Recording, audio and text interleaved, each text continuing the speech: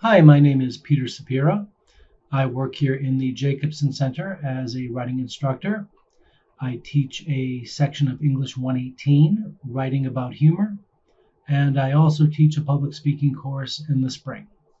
And today I'm going to take you through the various steps to set up your schedule on our online scheduling service, which we call WCO.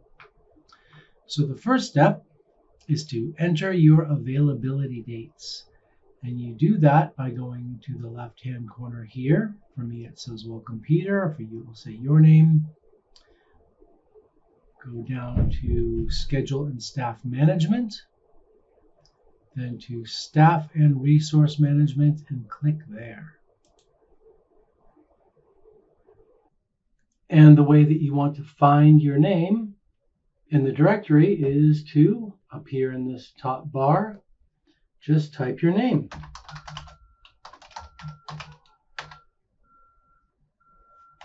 There we go. But for the purposes of this video, I created a fictionalized person called Person ABC. You will find your name. Go over here to Edit. Click Edit. And then you want to put in your availability dates. Click on here, the calendar comes up. You put in your start date, that's when first day you start, and then your end date, which is usually the end of the semester, but for you it might be different. Whatever it is, put that in there. Click Save Changes. Then go back up to the Welcome and click Return to Schedule. Okay, we will now switch to setting up your schedule on the website. Now we are going to go to this person's start date, which is Monday, May 2nd. The white spaces are considered open, and that means students can make an appointment with you for any white space. So that's why you want to do one of two things. Either set your schedule up before the online schedule is live and before students are able to see it, or be ready when you put those dates in to start filling your schedule in right away. Otherwise, you're going to have students signing up for you at 9 p.m. and or on days where you're not available. Okay, so the first thing you want to do is enter your blackout times. Blackout times are times when you are not here. Do that. Go up to the top and you click on this, that little folder with an X in it. When you click on that, blackout time management. And so you can see these are all the times that the other counselors have blacked out for themselves. Let's go to Person ABC. And for the purposes of this exercise, let's say that Person ABC is only working Mondays and Tuesdays from 10 a.m. until 2 p.m. So the first thing Person ABC is going to do is black themselves out from 8 a.m. to 10 a.m.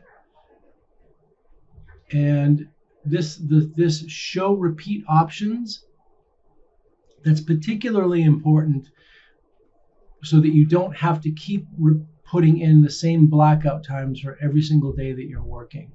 So let's just say that Monday and Tuesday, not here from 8 to 10, show repeat options, select weeks, every Monday and every Tuesday. And then you want to click, when is this going to stop? So that this is going to be the last day that you're working. For this person, it's May 6th. Create blackout. And like we said, Person ABC is ending their shift at 2. So go to 2 o'clock on Monday. And blackout from 2 p.m. until 10 p.m. Show repeat options. Select weeks.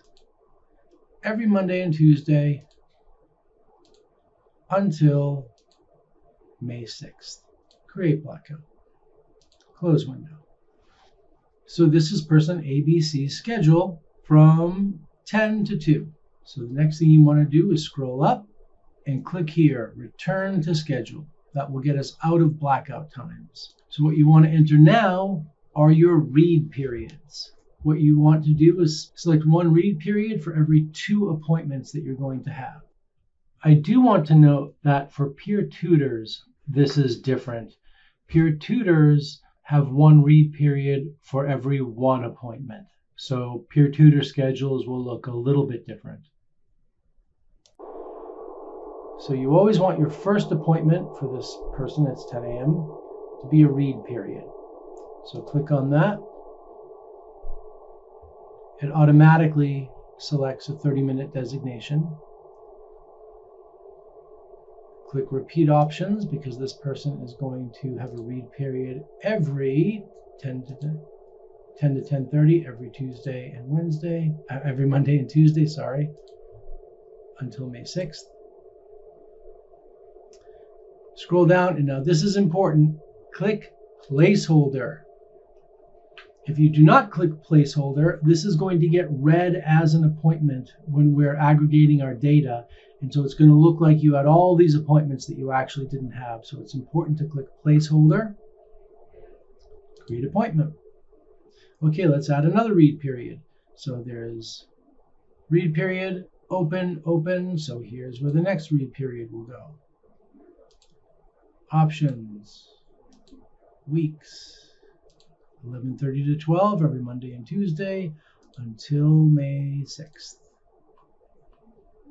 Placeholder, create appointment. And we'll do one more. This is it's not going to align perfectly. So this person will just have to have one read period and then only one appointment open after that. So select weeks, Monday and Tuesday, May 6th,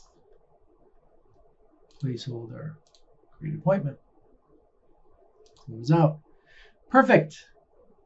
Monday looks great, Tuesday looks great, but we still have Wednesdays, and if we went to the next week, Thursdays and Fridays completely open. So that's when you want to go back into blackout times. So this is how you black out days when you're just not going to be here at all. So person ABC is not going to be here Wednesday, Thursday, or Friday ever. So click at 8 o'clock. When's this blackout time? This blackout time is from 8 a.m. all the way to 10 p.m. Show repeat options. Weeks. Wednesday, Thursday, and Friday until May 6th. Create blackout. Now let's review what the student appointment form looks like, and so this can help you better read their papers. Here are the choices that the students are asked to go through to make. What's the course? So that's pretty self-explanatory. There are many courses that they can pick. Their pronouns. Primary concern for the paper. We ask them if they want brainstorming, content, or grammar.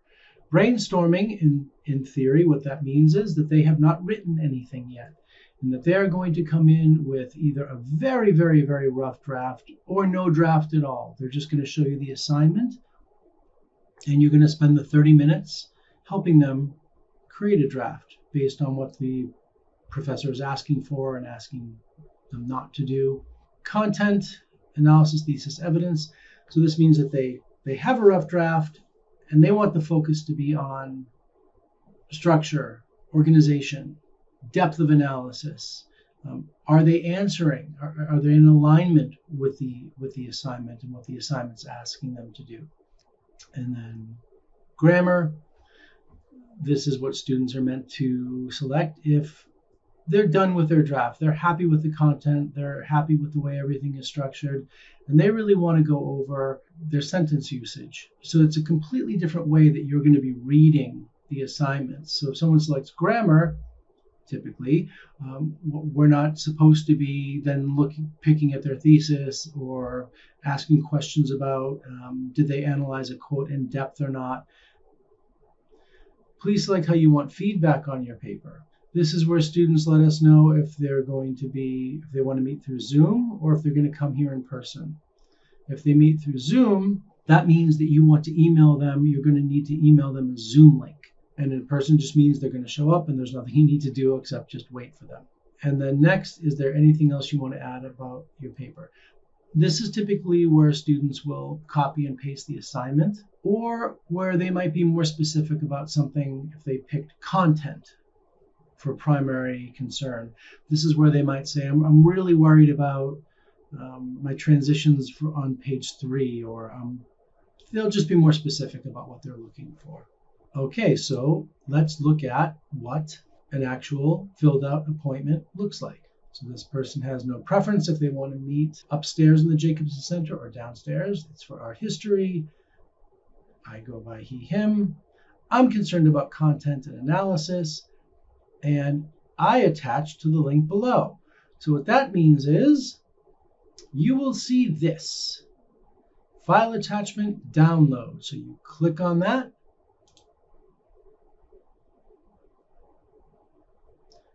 And here you will have the student's paper as a Word doc. The other most common way that students will share papers with you is through Google Docs. And so it says right here, this is my student's name, and it says document shared with you, Essay 1. So you click on that, open, just start making edits or comments or whatever you want to do. And the other one is if it's attached as a Word doc. If a student misses an appointment, this rarely happens, but if a student does miss an appointment, it's 2 o'clock and Peter has not showed up. Go back into the appointment and click Mark Missed. And so they will get sent an email saying you no-showed for your appointment. Students are only allowed to have 2 no-shows per semester. Because that can be a big problem if students are making appointments and not showing up for them. So if someone really does no-show, you absolutely want to click that.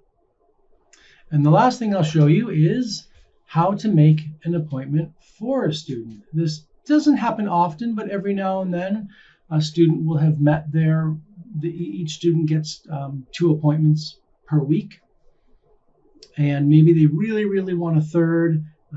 You agree they could use a third and you happen to have a spot open, but they're not able to make that appointment. Or if a student wants to make a standing appointment, they want to see you every Tuesday at 11 in the morning. Go into here and you copy and paste the student's email address or put their name in there. So let's try this.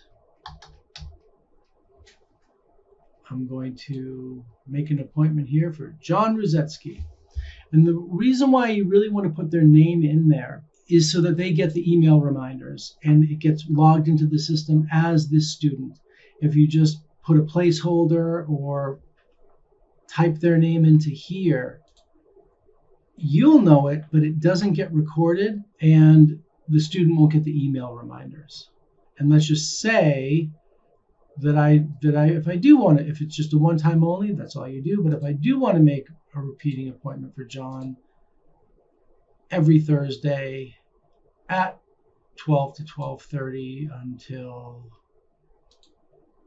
May 6th, I can do that.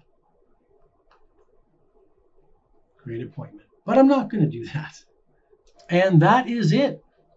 So if you have any other questions about setting up your schedule or meeting with students or anything regarding writing counseling, please contact me, Peter Sapira. You can send me an email here or stop in and see me.